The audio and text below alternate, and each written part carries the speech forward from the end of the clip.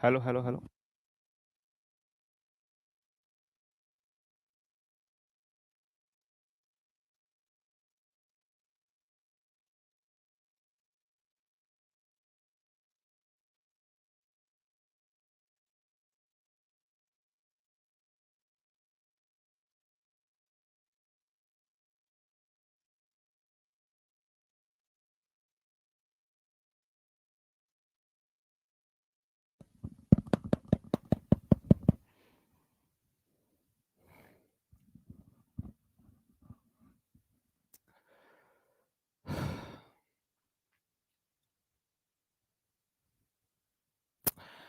हाँ जी बच्चों, नमस्कार, गुड मॉर्निंग, राधे राधे, जय श्री कृष्ण, जय हिंद। कैसे हैं आप लोग और कैसी चल रही है आप लोगों की तैयारी? आ जाओ फटाफट से आ जाओ। देखिए, आरुषि शर्मा, टीनू चौधरी, नेहा सिंह, डिम्पल धाकड़, मोनिका, नितेश वर्मा, अंकित मालव, अंजू, शिवानी सिंह। मेरा एग्जाम है 11 बजे, एमएससी फर्स्ट सेमेस्टर का। अच्छा, आ जाओ, देखिए फटाफट आ जाओ सब लोग। आवाज आ रही है सबके पास? मैं सबको दिख रहा हूँ, है ना? शोभा, रजनी, वकुल, पुष्कर, अंकित, कुमावत, राम सिंह, इनहाज नाज, इंसानाज, रजनी राजपूत। सबको नमस्कार, सबको गुड मॉर्निंग, सबको राधे राधे, सबको जय श्री कृष्ण। और बताओ कैसा चल रहा है हमारा प्यारा देश? कैसी चल रही है आप लोगों की तैयारियां? रिवीजन वगैरह हो रहा कि नहीं हो रहा? अरे, कहीं तुम लगे हो कि चलो साहब अपन तो ऐसे चलते रहते हैं गुरुजी। भाई ऐसे ही चलते रहते हैं, पढ़ाई होती रहती है। ईमानदारी से चल रहा है रिवीजन? हम्म रिवीजन करते रहना यार। अगर तुम रिवीजन नहीं करोगे ना, तो दोस्तों आगे आगे पढ़ोगे और पीछे पीछे भूलते जाओगे, जिसका कोई फायदा नहीं है। भाई जिसका कोई फायदा नहीं है। मैं एक बात कहता हूँ अमूमन, कि खाना भले ही कम खाओ, लेकिन स्वादिष्ट होना चाहिए, पौष्टिक आहार होना चाहिए। ऐसा नहीं कि तुम कचरा खा करके पेट भर के इतना मोटा पेट फुला लिया, इसमें कुछ पौष्टिक आहार है नहीं। और एक चीज खाना चाहिए, तुम इतना सा खाओ लेकिन उसमें हर वो न्यूट्रिशन, पोषण तत्व, पोषक तत्व है जो हमारे शरीर को जरूरत है।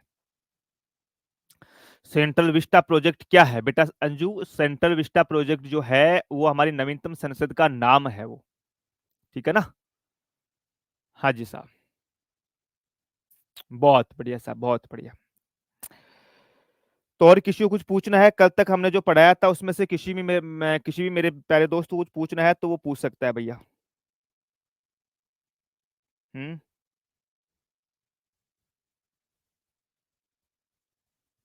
अरे, अगर किसी को कुछ पूछना है तो वो पूछ सकती है, पूछ सकता है या पूछ सकती है।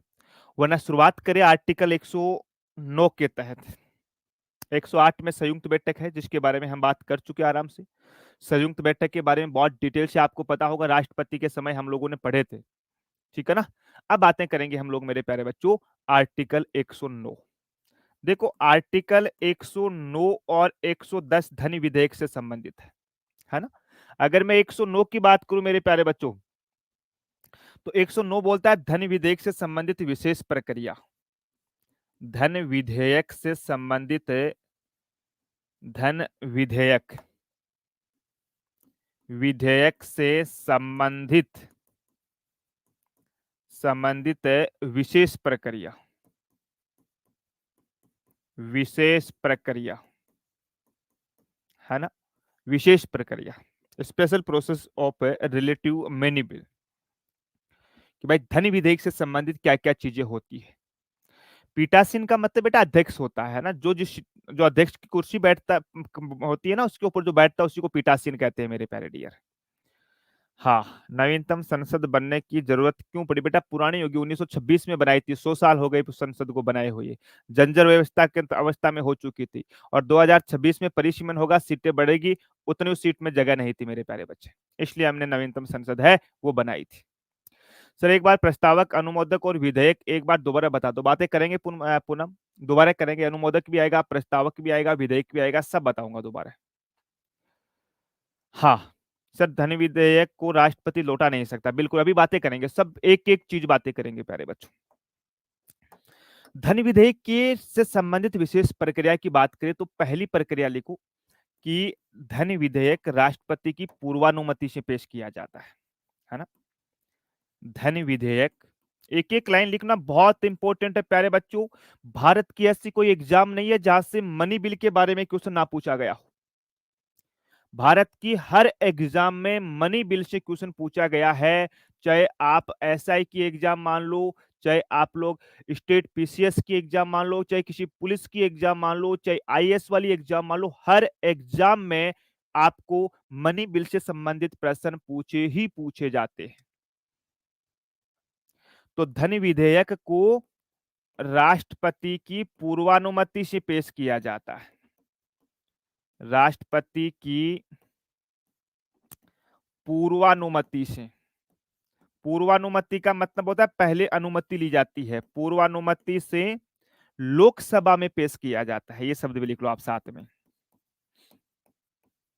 लोकसभा में पेश किया जाता है। लो जी भैया, हमने क्या बोला? हमने बोला कि धन विधेयक जो है वो राष्ट्रपति को पूछ करके हम लोकसभा के अंतर्गत पेश करते हैं। तो फिर तुम्हारे दिमाग में एक आध चीज आती है कि सर क्या धन विधेयक केवल लोकसभा में ही पेश किया जाता है? तो मैं बोलूंगा हाँ।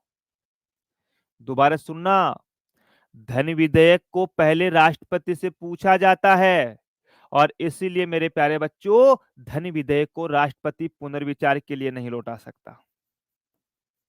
धन विधेयक को,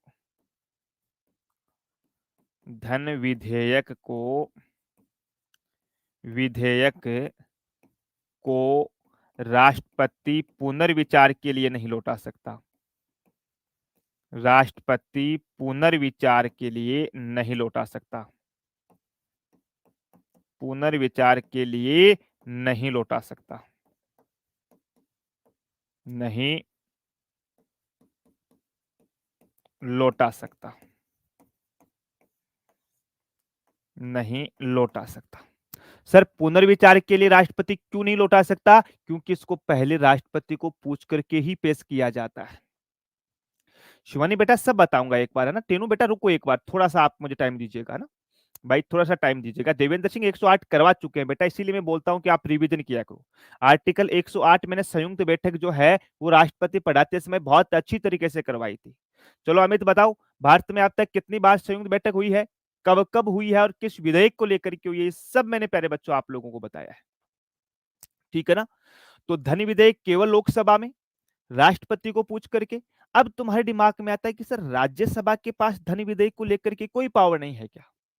कोई पावर नहीं है, कुछ भी नहीं है ना।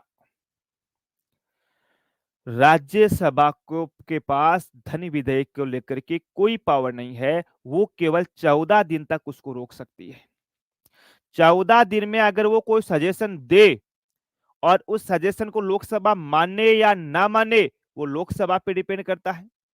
और यदि 14 दिन तक राज्यसभा ने किसी भी प्रकार का कोई उत्तर नहीं दिया, यानी उसको पास नहीं किया या उस पर कोई हस्तक्षेप नहीं किया, तो मेरे प्यारे बच्चों, मेरे प्यारे बच्चों, उसको स्वतः ही पास मान लिया जाएगा। फिर उसको स्वतः ही मान लिया जाएगा मेरे प्यारे बच्चों। तो लिख लो इसके अंतर्गत, धन विधेयक पर लोकसभा के पास कोई शक्ति नहीं है, राज्यसभा के पास कोई शक्ति नहीं है। धन विधेयक पर, धन विधेयक पर राज्यसभा के पास, राज्यसभा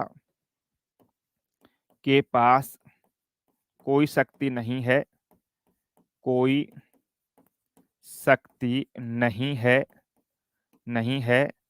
वह केवल 14 दिन तक, केवल 14 दिन तक धन विधेयक को, धन विधेयक को रोक सकती है, रोक सकती है।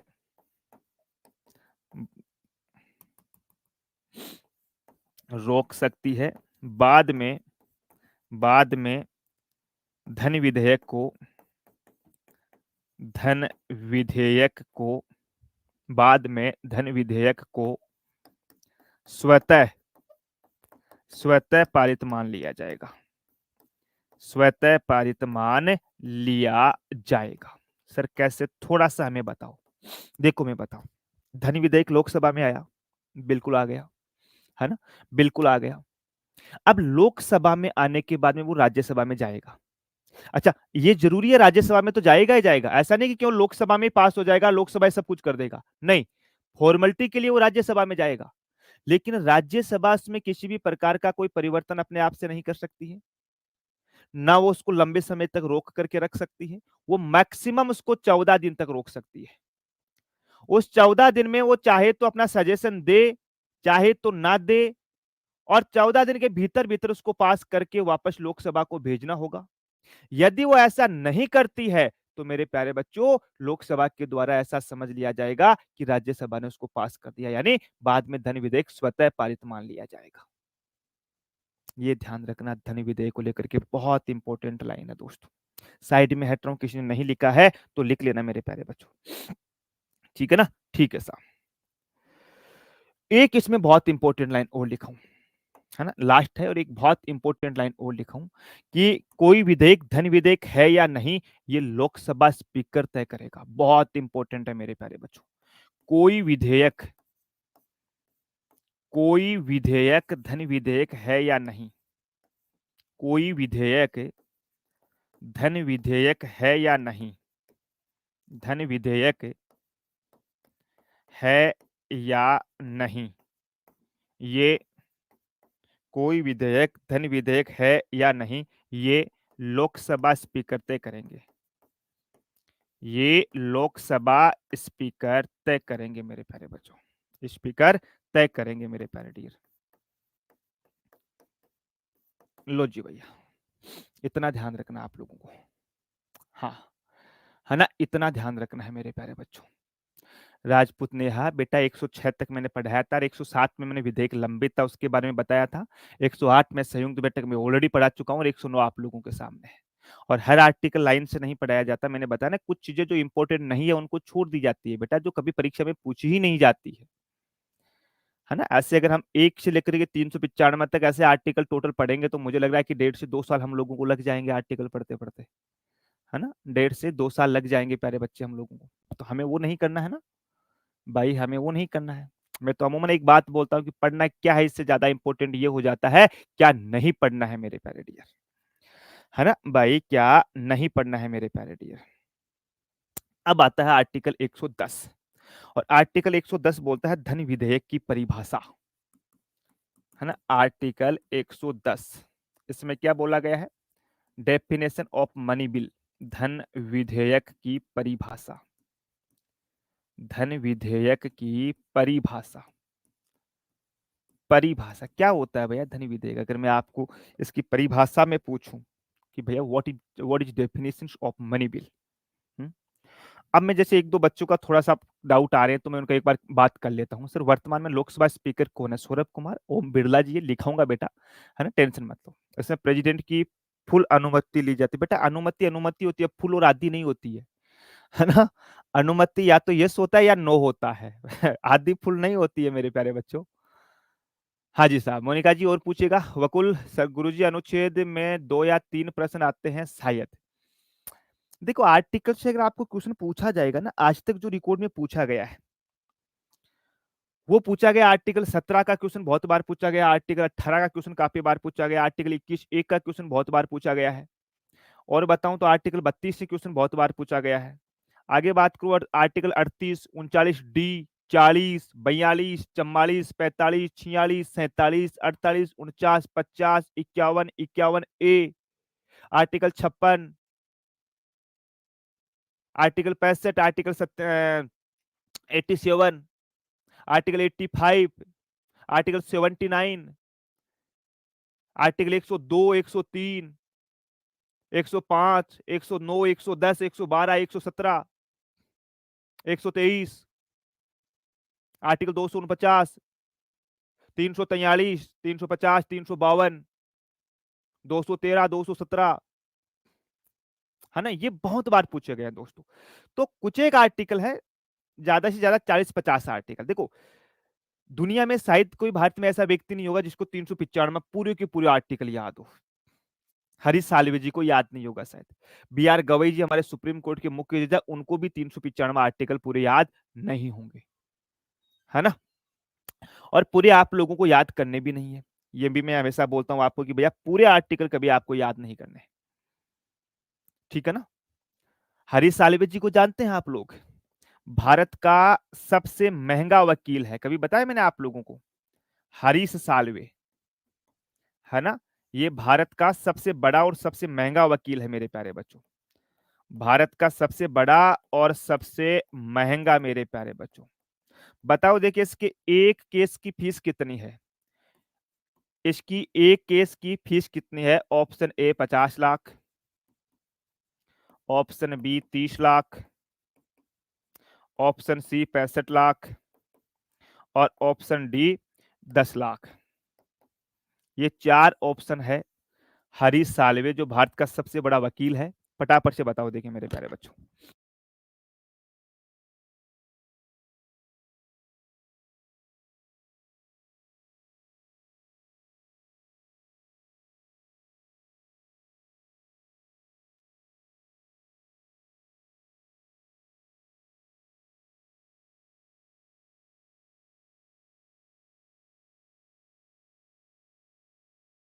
डी, ए।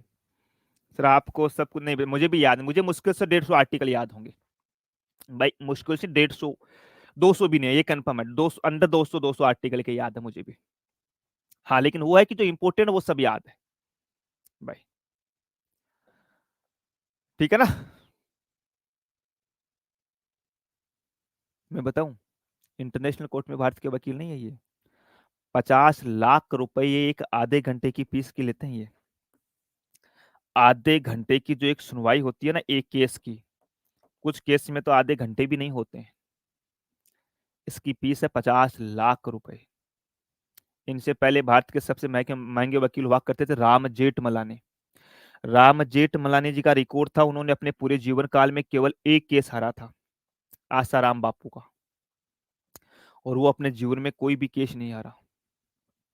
वो अपने जीवन में कोई भी केस नहीं हारा मेरे प्यारे बच्चों, ठीक है ना?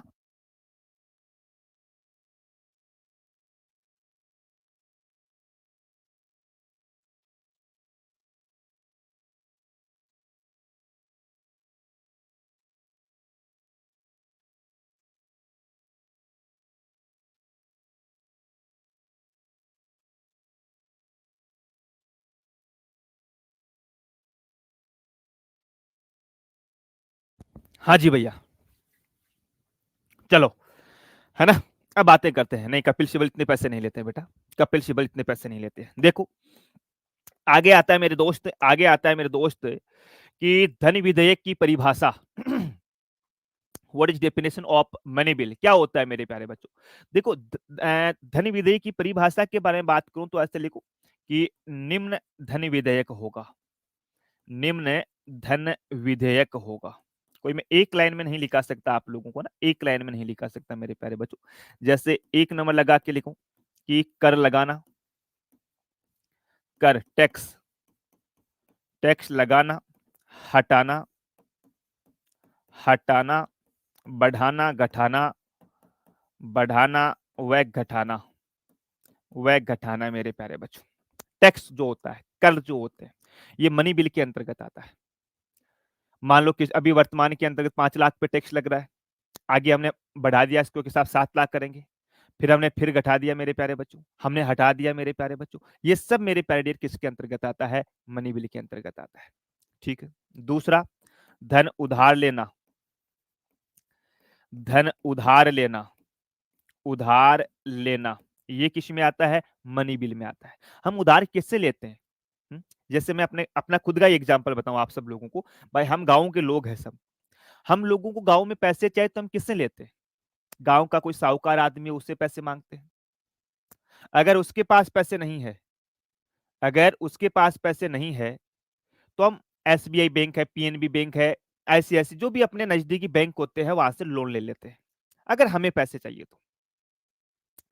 लेकिन तुम विचार करके देखो कि जब हमारे देश को पैसे चाहिए, हमारे भारत को पैसे चाहिए, तो वो पैसे कहां से लेंगे भाई? वो पैसे कहां से लेंगे प्यारे बच्चों? ऐसा तो है नहीं कि मोदी जी को पैसे चाहिए तो वो गौतम अडानी को बोलेंगे कि हाँ यार, तू तो मेरा दोस्त है बचपन का, ला दे 10-20 हजार करोड़ रुपए दे। या मुकेश अंबानी को बोलेंगे ला भाई 50-60 हजार करोड़ तू दे दे। ऐसा करेंगे? नहीं। ये आरबीआई बैंक से उधार लेंगे। किसे लेंगे? आरबीआई बैंक से उधार लेंगे, वर्ल्ड बैंक से उधार लेंगे, किसी देश से उधार लेंगे। ठीक है ना? तो वो मेरे प्यारे बच्चों एक प्रकार से क्या होता है? वो धन विधेयक होता है। तीसरा, संचित निधि, संचित निधि व आकस्मिक निधि, व आकस्मिक निधि, आकस्मिक निधि से, आकस्मिक निधि की अभिरक्षा, अभिरक्षा मतलब उसकी सुरक्षा के लिए कोई कानून लाया जाता है। अभिरक्षा व धन निकालना व डालना, व धन निकालना, निकालना व इसके अंतर्गत धन जो है वो डालना। सर ये संचित निधि और आकस्मिक निधि क्या होती है? संचित निधि तो होती है तिजोरी, फरस, अपना, अपनी भाषा में एग्जांपल देके समझाऊं तो अपना फरस जो होता है, अपना पर्स जो होता है, उस पर्स के अंतर्गत हम 1000-500 रुपए जो भी रखते हैं पीछे वाली जेब में रखते हैं। आजकल तो जब ये डिजिटल वाला मामला आने के बाद में लोग पर्स में पैसे बहुत कम रखने लगे, लेकिन फिर भी रखते हैं तो उसको जेब में रखते हैं। आकस्मिक निधि होती है कि हम पर्स के अलावा एक यहाँ चोर जेब आता है, पहले आता था, आजकल की पैंट में तो आता है कि नहीं आता, मैं देखता हूँ, देखिए मेरे वाली में देख लू मैं, है ना? नहीं है, नहीं है, छोटा सा दे रखा है, दे रखा है एक चोर जेब, है ना? इसमें हमको छुपा करके रखते हैं कि जब इमरजेंसी कभी काम पड़े तब रखेंगे हम लोग। होता है ना ऐसा? तो प्यारे बच्चों, संचित निधि वो जिसमें भारत सरकार के द्वारा जो पैसे इसमें रखे जाते हैं या लिए जाते हैं। आकस्मिक निधि वो होती है कि हमें अचानक से पैसों की आवश्यकता पड़ गई, कि हमने 5,000 करोड़ का बजट बनाया कि 5,000 करोड़ में हम ये सड़क बना देंगे। वो तब एक फिक्स लेकर के चले भाई, घर से हम लोग 2,000 रुपए लेके निकले कि मैं मार्केट में जाऊंगा 2,000 का सामान लेके आऊंगा, लेकिन मार्केट में आपको कोई ऐसी चीज दिख गई एकदम से कि यार ये हमारे लिए बहुत इंपॉर्टेंट है, लेकिन मैं घर से तो 2,000 रुपए लेके आया था, पापा ने तो 2,000 दिए। फिर आपके दिमाग में आता है कि यार मेरे चोर जेब में 1,000 रुपए रख रखे हैं, मैं पापा को बोल दूंगा कि मैंने किसी दोस्त से उधार लिया तो पापा से वापस ले लूंगा मैं। उनको निकाल करके आप सामान ले आते हो। यानी हमें अचानक से किसी से पैसों की जरूरत पड़े तो मेरे प्यारे बच्चों, उसमें से हम जो धन निकालते हैं उसको आकस्मिक निधि कहते हैं मेरे प्यारे डियर। ठीक है सर। तीसरा, चौथा लिख लो, कोई वे संचित निधि के ऊपर भारित होगा, कोई व्यय, कोई व्यय संचित निधि पे भारित होगा, संचित निधि पर भारित, संचित निधि पर भारित। सर मतलब भारित का मतलब क्या होता है? अरे जैसे हमें राष्ट्रपति को वेतन देते हैं, उपराष्ट्रपति को वेतन देते हैं, हाई कोर्ट सुप्रीम कोर्ट के जजों को वेतन देते हैं, नियंत्रक महालेखा परीक्षक को वेतन देते हैं, महान्यायवादी को वेतन देते हैं, वो सब संचित निधि से ही तो देते हैं, तो वो सब संचित निधि के ऊपर ही तो भारित होता है ना भाई? उसी के ऊपर तो होता है। अभिरक्षा का मतलब होता है मेरे प्यारे बच्चों सुरक्षा करना, है ना? सुरक्षा करना मेरे प्यारे डियर। मैं बताया था अंजू बेटा, थोड़ा सा ध्यान दिया करो आप, है ना? थोड़ा सा एक्टिव रहा करो बेटा आप। हाँ, बताओ साहब, हमारी शिवानी जी बोल रहे कि आर्टिकल 110 में तो वित्त विधेयक आता। अरे बाप रे, कहाँ पढ़ा आपने शिवानी? गलत पढ़ा बेटा, वित्त विधेयक है भाई, कहाँ पढ़ा आपने? चलो आ जाओ, है ना? इनमें से धन विधेयक हो गया, ये धन विधेयक की जो है वो परिभाषा है। मैं साइड में हट रहा हूं, किसी को कुछ पूछना है पूछ लेना, लिखना है लिख लेना मेरे प्यारे बच्चों, ठीक है ना? फटाफट से लिख लो, देखिए मेरे दोस्त, बताओ साहब आप, इसमें से कुछ पूछना है तो वो पूछ लो ना मेरे प्यारे डियर। अच्छा, कई बार आता है कि सर इनमें से धन विधेयक कौन सा नहीं होता? जैसे हम लोग किसी के ऊपर जुर्माना लगाते हैं, पैसा आता है, वो धन विधेयक होगा ना? लाइसेंस वगैरह या कोई चालान काटती है हमारी पुलिस, वो धन विधेयक में आएगा ना? वो धन विधेयक में नहीं आते प्यारे बच्चों। शिवानी 117 के अंतर्गत आता है बेटा, आता है प्यारे बच्चे, वित्त विधेयक बताऊंगा आपको, वित्त विधेयक और धन विधेयक में तुलना भी बताऊंगा, आप टेंशन मत लीजिएगा, ठीक है ना? हाँ, मिस्टेक हुई ना। चलो साहब, आगे बढ़े। बताएंगे राम सिंह, बताएंगे। थोड़ा सा पेशेंस रखिएगा प्यारे बच्चे, थोड़ा सा पेशेंस रखिएगा। चौथी लाइन दोबारा बताओ। चौथी लाइन बोलते हैं कि कोई व्यय संचित निधि पर भारित। व्यय का मतलब खर्चा, एक्सपेंडिचर। संचित निधि बताया, भारित का मतलब उसी से पैसे जाता हो, कि वो धन जो संचित निधि से जाता हो मेरे प्यारे बच्चों। सालू पंचोली दोबारा समझना, एक बार डिंपल दोबारा समझना सब लोग।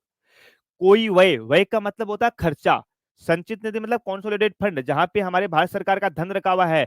भारित, भारित का मतलब होता है उन लोगों को यहीं से पैसे निकाल करके हम लोग देते हैं, वो उन पे भारित होता है। जैसे आप लोग अभी अपने मम्मी पापा की संचित निधि पे भारित हो। आप में से अधिकतम, जैसे मान लो आप में से कोई पैसे नहीं कमा रहे हो, आपको रोकड़ चाहिए, खर्चा चाहिए, तो आप पापा को तो बोलते, मम्मी को बोलते हैं ज्यादा तो, है ना।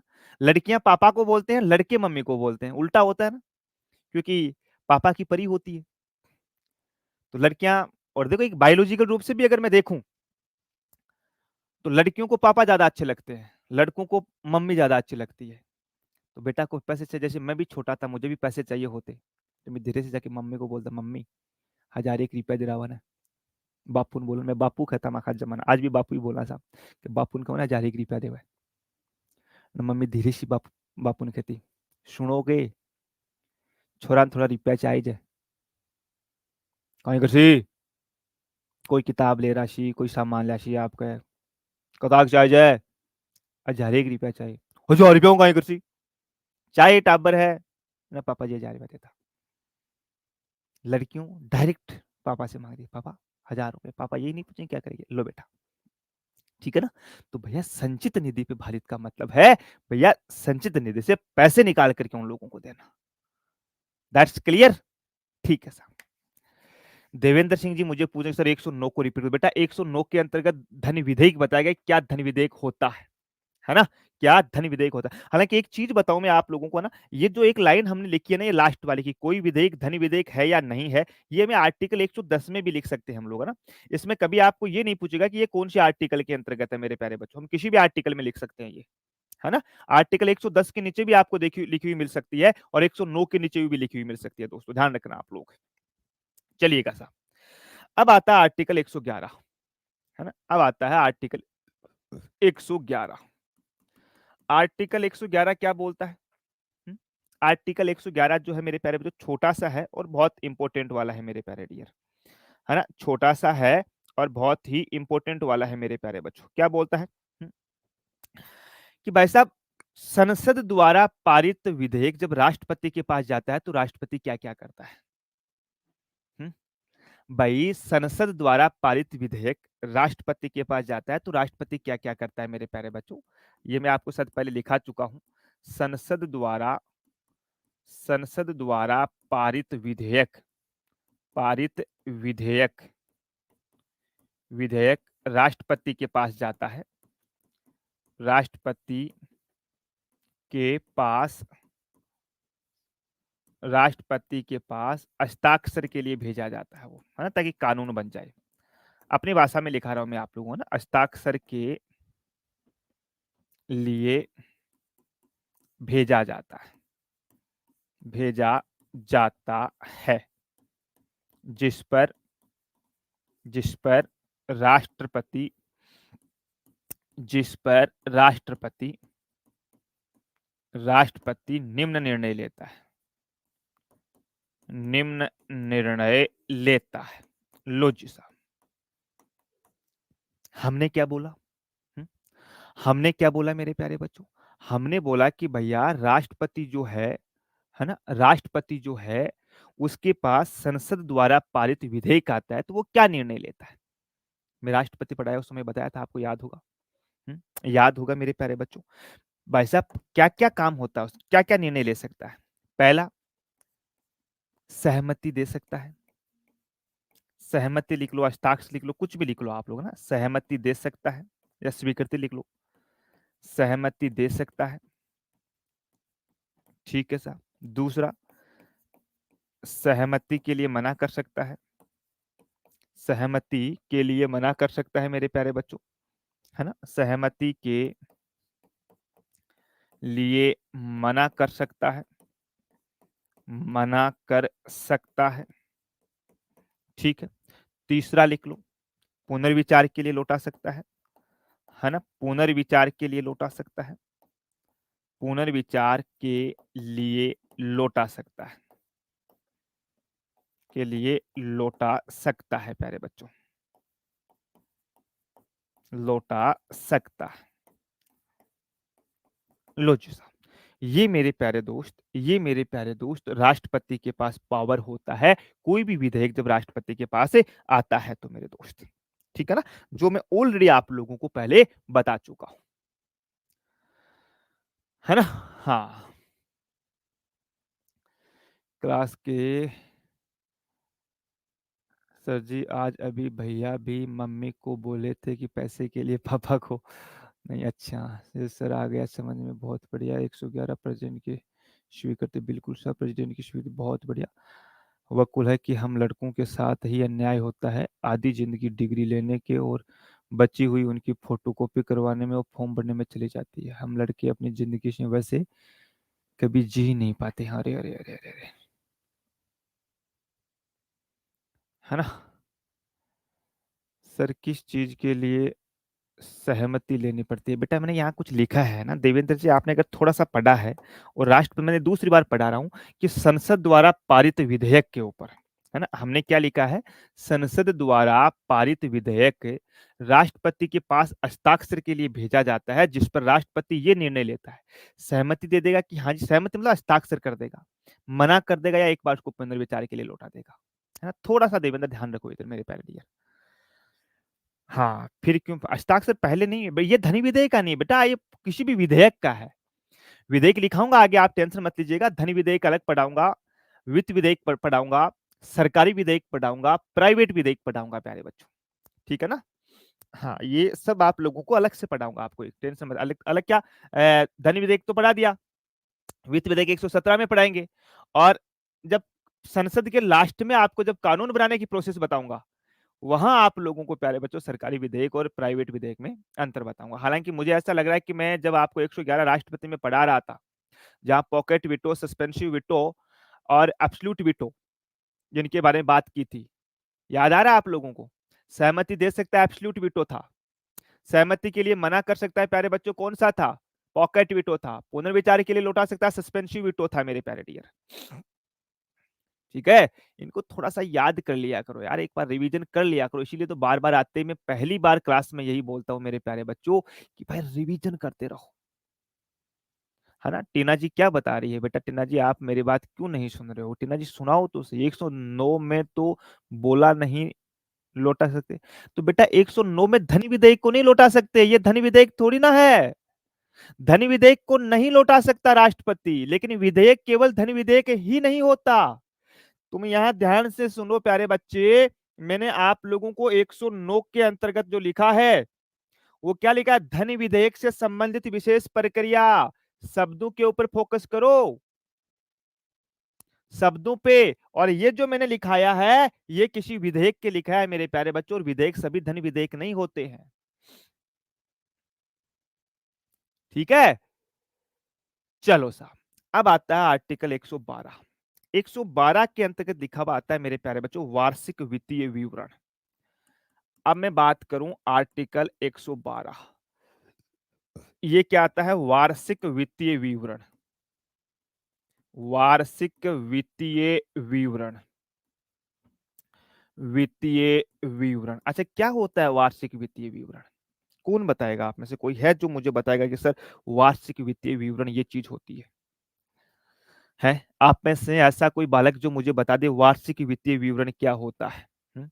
अगर मैं बोलूं कि प्रत्येक या प्रतिवर्ष, प्रतिवर्ष वित्त मंत्री द्वारा, प्रतिवर्ष वित्त मंत्री द्वारा, वित्त मंत्री द्वारा राष्ट्रपति के नाम से, राष्ट्रपति के नाम से, नाम से वार्षिक वित्तीय विवरण, वार्षिक वित्तीय विवरण, वार्षिक वित्तीय विवरण, है ना। प्रतिवर्ष वित्त मंत्री द्वारा राष्ट्रपति के नाम से वार्षिक वित्तीय विवरण पेश किया जाता है। पेश किया जाता है। लो जी साहब, यहां एक लाइन में 2 प्रश्न है, पहला 3 प्रश्न है। पहला तो आता है वार्षिक वित्तीय विवरण क्या होता है, जिसका मेरे प्यारे बच्चों ने जवाब दे दिया सबने, बहुत बढ़िया प्यारे बच्चों, बजट को कहते हैं। बजट का हम इतिहास पढ़ेंगे मेरे प्यारे डियर। दूसरा, बजट पेश कौन करता है, तो वित्त मंत्री करता है। कौन करता है, वित्त मंत्री करता है। लेकिन वो किसके नाम से करता है, वो मेरे प्यारे बच्चों राष्ट्रपति के नाम से करता है। ठीक है ना, दोबारा सुनना, वित्त मंत्री बजट पेश करता है और प्यारे बच्चों, राष्ट्रपति के नाम से करता है। वार्षिक वित्तीय विवरण को हम लोग बजट ही कहते हैं मेरे प्यारे डियर, है ना। वार्षिक वित्तीय विवरण, वार्षिक वित्तीय विवरण, वित्तीय विवरण, विवरण को हम लोग क्या कहते हैं, बजट कहते हैं। लेकिन प्यारे बच्चों एक शब्द का ध्यान रखना, मैं लिखा देता हूं, प्यारे बच्चों, लिखो भैया कि भारतीय संविधान में, कहीं पर भी, भारतीय संविधान में कहीं बजट शब्द का उल्लेख नहीं किया गया है। कहीं बजट शब्द का प्रयोग नहीं किया गया है। प्रयोग नहीं, उल्लेख लिखो आप लोग, उल्लेख नहीं किया गया है, उल्लेख नहीं किया गया है मेरे प्यारे बच्चों। लो जी साहब, है ना। प्रत्येक धन विधेयक वित्त विधेयक होता है, लेकिन प्रत्येक वित्त विधेयक धन विधेयक नहीं होता है। बिल्कुल अमित तिवारी बेटा, ये अभी आप बातें मत करो, मैं आपको आर्टिकल 117 पढ़ाऊंगा तो सब बातें लिखाऊंगा मेरे प्यारे बच्चे में। आप बिल्कुल भी मत टेंशन लीजिएगा, है ना। ये सब चीजें मैं आप लोगों को लिखाऊंगा मेरे प्यारे डियर, सब चीजें लिखाऊंगा प्यारे डियर आप लोगों को, समझिएगा आप लोग। एक लाइन तो मैंने लिखी, वार्षिक वित्तीय विवरण, उसी को हम बजट कहते हैं। बजट शब्द का उल्लेख भारत के संविधान में कहीं पर नहीं किया गया। ये क्वेश्चन बहुत बार पूछा गया है कि बजट शब्द का उल्लेख भारतीय संविधान के अनुच्छेद 112 में किया गया है, या बजट शब्द का उल्लेख भारतीय संविधान के किस अनुच्छेद में किया गया है। Option A 112, option B 110, option C 117, option D कहीं पर नहीं। बच्चा 112 लो साहब, अरे नहीं, 112 में वार्षिक वित्तीय विवरण शब्द का प्रयोग किया गया है प्यारे बच्चों, समझ रहे हो ना आप लोग। ठीक है साहब, लेकिन सर ये जो बजट है ना, ये बजट जो है, बजट जो शब्द है ये कैसे बना है, ये लेटिन भाषा के, ये प्यारे बच्चों लेटिन भाषा के बुगेट शब्द से बना है। लेटिन भाषा के बुगेट, बुगेट शब्द से बना है, शब्द से बना है ये बजट शब्द, जिसका अर्थ जो होता है, बुगेट का अर्थ होता है प्यारे बच्चों लेदर का थैला, लेदर का थैला। ठीक है ना। आपने एक चीज देखी होगी, क्या सर, अगर मैं बात बताऊं पहले के टाइम में, 20-25 साल पहले जब बजट पेश किया जाता था तो एक लेदर के बैग में बजट लेकर के आते थे। पहले शाम को बजट पेश करते थे, वो अंग्रेजों का जमाना था। अंग्रेजों के टाइम में हमारे टाइम में अंतर होता था, क्योंकि अंग्रेज हमसे 5.5 घंटे आगे हैं। हमारे 10 बजते हैं तो वहां मेरे प्यारे बच्चों 12:30, 10 बजते हैं तो 5 ऐड कर दो आप, 3:30 4 बजते हैं। तो 2001-2 से पहले जब भारत में बजट पेश किया जाता था तो शाम को पेश किया जाता था। लेकिन अटल बिहारी वाजपेयी ने कहा कि हम वो उनकी परंपरा हम क्यों फॉलो करें, हम हमारे देश के अकॉर्डिंग करें। अब सुबह 10-11 बजे बजट पेश किया जाता है प्यारे बच्चों। तो पहला ध्यान रखना कि बजट जो शब्द है उसका शब्द का जो अर्थ है वो होता है लेदर का थैला, बुगेत सबसे बना है। हम बात करें साहब, भारत में पहला बजट पेश कब किया गया था। भारत में, पहला बजट, पहला बजट मेरे प्यारे बच्चों, तो मेरे प्यारे बच्चों 1860 के अंतर्गत है, लॉर्ड केनिंग के समय, लॉर्ड केनिंग, केनिंग के, लॉर्ड केनिंग के काल में, और उस समय मेरे के काल में, और उस समय मेरे प्यारे बच्चों बजट को पेश किसने किया था, हम्म, किसने किया था, विल्सन ने मेरे प्यारे बच्चों। उस समय जो 1860 के अंतर्गत भारत का वित्त मंत्री था अंग्रेजों के जमाने के समय, उसका नाम क्या था मेरे प्यारे बच्चों, अरे जनाब जेम्स विल्सन। क्या नाम था, जेम्स विल्सन। विल्सन, ये आजादी से पहले की बात है, अंग्रेजों के जमाने की। उसके बाद में चलता रहा ऐसा ही मामला, कोई फिक्स मामला नहीं था। 1924 में एक एक्वर्थ कमेटी आई थी। 1924 के अंतर्गत एक एक्वर्थ कमेटी, एकवर्थ भी बोलते हैं उसको, कई जगह इसका नाम एकवर्थ दोनों लिखा हुआ मिल सकता है।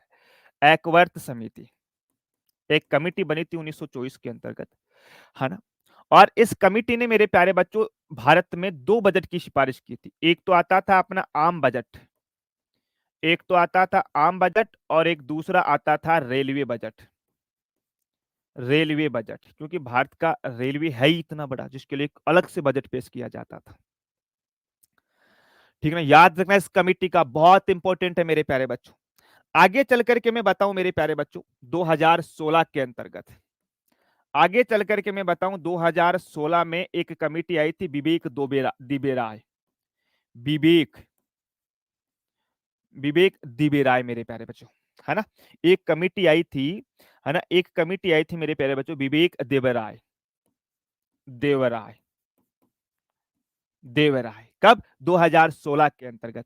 इन्होंने मेरे प्यारे बच्चों जो अपना आम बजट, जो अपना आम बजट और दूसरा रेलवे बजट था, रेलवे बजट था, इन दोनों को मेरे प्यारे बच्चों मिला करके एक ही आम बजट किया गया, आम बजट किया गया।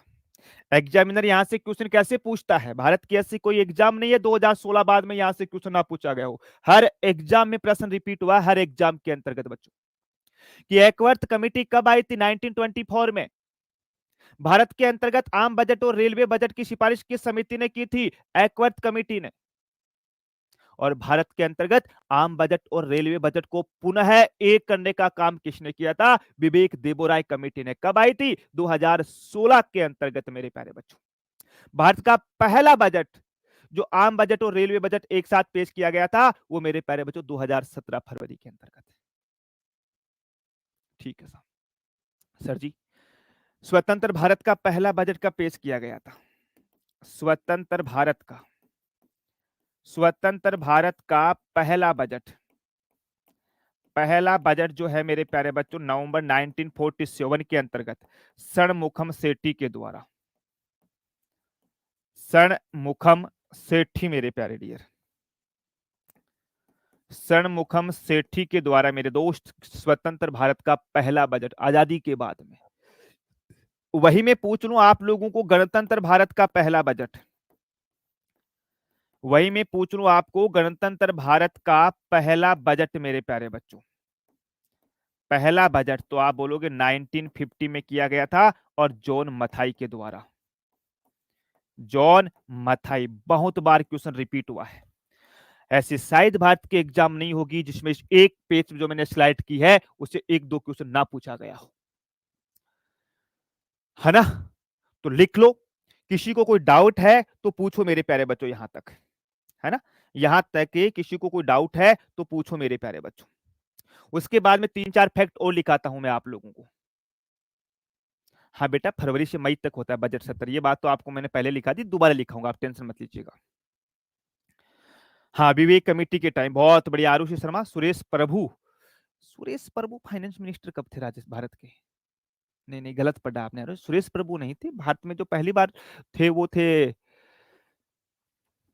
क्या नाम मिस कर रहा हूं मैं, जो भगवान के प्यारे हो गए, दिल्ली के थे, जेठली जी, पूरा नाम क्या? अरुण जेठली, अरुण जेठली थे मेरे प्यारे बच्चों उस समय। ठीक है, चलिएगा मेरे प्यारे बच्चों, अब मैं कुछ फैक्ट इसके अंतर्गत आप लोगों को और बताता हूं, है ना। जैसे आपसे पूछा जाए कि साहब ब्लैक बजट कब आया था, है ना। ब्लैक बजट, ब्लैक बजट मेरे प्यारे बच्चों 1973-74 का जो हुआ था उसको ब्लैक बजट के नाम से जाना जाता है। पहला पेपरलेस बजट, पहला paperless budget, paperless budget, paperless budget का मतलब क्या होता है मेरे दोस्त? है पेपरलेस बजट का मतलब क्या होता है? अरे भैया, बजट जब पेश करते हैं ना तो इतनी इतनी सबको हार्ड कॉपी दी जाती है, लेकिन पहली बार टेप के ऊपर पढ़ा गया था निर्मला सीतारमण जी के द्वारा। क्या? निर्मला सीतारमण जी के द्वारा टेप पे पढ़ा गया था मेरे प्यारे बच्चों। कब? 2021-22 के अंतर्गत, 2021-22 में भारत का पहला पेपरलेस बजट है वो आया था मेरे दोस्त।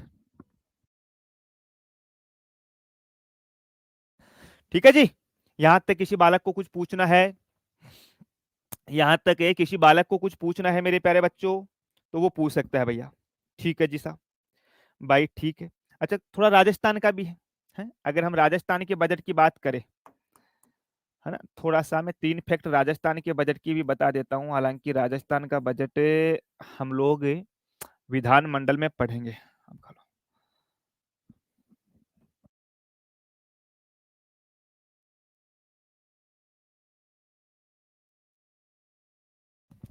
हाँ जी, अगर मैं बात करूं राजस्थान में, हालांकि राजस्थान तो राजस्थान वाले पोर्ट्स में बात करें या यही बता दूं? हम्म? राजस्थान वाले मामले में बात करें या यही बता, हाँ, पेपरलेस या डिजिटल बजट दोनों बोल सकते हैं इसको मेरे प्यारे बच्चों। देखो, राजस्थान का पहला जेंडर बजट है ना, पहला जेंडर बजट, जेंडर बजट मेरे प्यारे बच्चों। एक दिया जाता है पहला पेपरलेस बजट, पहला पेपरलेस बजट, पेपरलेस बजट। एक पहला कृषि बजट, पहला कृषि बजट मेरे प्यारे बच्चों, यानी एक कृषि के लिए कृषि बजट अलग किया था मेरे प्यारे। ये 3 बजट के जो डाटा है ये राजस्थान के है, ध्यान रखना केवल, है ना, ये राजस्थान के है मेरे प्यारे बच्चों, तो इसका आपको ध्यान रखना। ये 2012-13 वाला, 2012-13 में, ये 2021-22 में, और ये 2022-23 में। ये डाटा आप लोगों को याद रखना, ये राजस्थान के हैं, परीक्षा में पूछे जाने की प्रबल संभावना रहती है मेरे प्यारे बच्चों, है ना। वहां पर भी लिखा देंगे आप लोगों को और यहाँ पर भी लिखा देंगे मेरे दोस्त। चलो कोई बात नहीं, आप टेंशन बिल्कुल भी मत लीजिएगा मेरे प्यारे डियर, ठीक है, बिल्कुल साहब। अब एक दो बातें और लिखा दूं, जैसे मैं आप लोगों को, है ना, कि भारत में सर्वाधिक बार बजट पेश किसने किया है। अगर मैं आपसे पूछूं कि भारत में सर्वाधिक बार अब तक, भारत में सर्वाधिक बार बजट पेश किसने किया है, सर्वाधिक बार बजट पेश, बजट पेश मेरे प्यारे बच्चों, तो वो किया है मोरारजी देसाई ने, मोरारजी देसाई। मोरारजी देसाई ने मेरे प्यारे बच्चों 10 बार बजट पेश किया है भारत के अंतर्गत, है ना, अब तक 10 बार किया है मेरे प्यारे बच्चों। पहली पूर्णकालीन महिला वित्त मंत्री लिखो आप, पहली पूर्णकालीन, पूर्णकालीन महिला वित्त मंत्री, महिला वित्त मंत्री मेरे प्यारे बच्चों, है ना, वो कौन थी, इंदिरा गांधी, सॉरी माफी चाहता हूं, Nirmala Sitharaman, doctor Nirmala Sitharaman, doctor Nirmala Sitharaman, doctor Nirmala Sitharaman मेरे प्यारे बच्चों। लो जी साहब, हाँ, 10 बार 58 निर्मला सीतारमन लगातार। अच्छा निर्मला सीतारमन सर जी, मेरा भी आंसर दे दो प्लीज प्रियंका। अब आपका जवाब देता हूं मैं, अब मैं आपको, टाइम हो गया 49 हो गई, पता ही नहीं चला यार, है ना। अब मैं आप लोगों का ही जवाब दूंगा मेरे प्यारे बच्चों। 1 मिनट के लिए आप लोगों को कुछ भी पूछना है मेरे प्यारे दोस्त, तो आप लोग मुझे तुरंत पूछ सकते हो, फिर हम लोग है, फिर हम लोग है जो अपने सेशन का एंड करते हैं, और कल मिलेंगे। कल सैटरडे है, कल आपकी क्लास होगी, मैं पहले बता दूं, कल सैटरडे है, कल आप लोगों की पॉलिटी की क्लास होगी, ज्योग्राफी का हम बता देंगे, लेकिन कल पॉलिटी की क्लास होगी आप लोगों की, ठीक है। चलो साहब बताओ, आरुषि, प्रियंका, दीपक, अंकिता, टीनू, पूर्णकालीन का मतलब पूरी तरह से, जैसे इंदिरा गांधी भी वित्त मंत्री थी, लेकिन इंदिरा गांधी क्या थी, इंदिरा गांधी प्यारे बच्चों प्रधानमंत्री भी थी और वित्त मंत्री भी थी, तो उसके बाद 2 मंत्रालय थे। पूर्णकालीन मतलब केवल वित्त मंत्री मेरे प्यारे डियर। हाँ पूनम बेटा, बताऊंगा मैं आपको ना, इसी टॉपिक में बताऊंगा बेटा, ऐसा नहीं बोला मैंने आज बताऊंगा, इसी टॉपिक में बताऊंगा मैं। प्रस्तावक अनुमोदक, ये मैंने आपको बहुत बार बता चुका आपको क्लास में। एक प्रकार से ये मान लो प्रस्तावक अनुमोदक समर्थक होते हैं प्यारे बच्चे। मैं आपको समर्थक दूं कि हाँ जी पूनम कुमारी को मैं जानता हूँ, ये अच्छी लड़की है, पढ़ाई में टैलेंटेड है, राजस्थान के झुंझुनू जिले से है, ये ऐसा ही बन सकती है अगर लगातार मेहनत करेगी तो ये मेरा आपका एक प्रकार से प्रस्तावक हो गया। एक दूसरे आदमी बोला कि हाँ रणजीत जो बात बोल रहा है वो बिल्कुल सही बोल रहा है, वो अनुमोदक हो गया मेरे प्यारे डियर। फाइनेंस मिनिस्टर जब रेल एंड आम बजट एक हुआ था, उसमें सुरेश प्रभु थे क्या? हो सकता है फिर मैं मिस कर रहा हूँ थोड़ा सा। हम्म, बहुत बढ़िया साहब, बताओ और बताओ। सुरेश प्रभु 2016 में थे गुरुजी फाइनेंस मिनिस्टर जब रेल एंड आम बजट विलय हुआ था। यार मुझे उस समय ऐसा याद है कि अरुण जेटली वित्त मंत्री थे भारत के, ठीक है ना सर, जो नया सिलेबस आया उसका पीडीएफ डलवा दीजिए। ठीक है, मैं भेज दूंगा, है ना उसमें। या आरपीएससी भी जाके आप खुद डाउनलोड किया बेटा, ऐसी चीजें तो आपको होनी चाहिए। डायरेक्ट आरपीएससी वेबसाइट डालो, आप आरपीएससी सिलेबस डालो, सबसे ऊपर ऊपर सिलेबस आएगा, क्लिक करो, साल डालो 2025, एग्जाम पूछेगा, क्या नाम तुम्हारा, पीएसआई डाल दो, सीधा आ जाएगा आप लोगों के पास। कोई ना बेटा, सुरेश प्रभुति हो सकता है उसको अतिरिक्त कार्यभार दिया गया होगा, मैं थोड़ा मिस कर रहा हूँ, शायद फिर उनका निधन हो गया था अरुण जेटली जी का उस समय फिर। ठीक है, तो चलते हैं मेरे प्यारे बच्चों, कल मिलेंगे आप लोगों से। तब तक के लिए स्वास्थ्य का ध्यान रखना, बड़ों का सम्मान करना, छोटों से प्रेम करना। जय हिंद, जय भारत।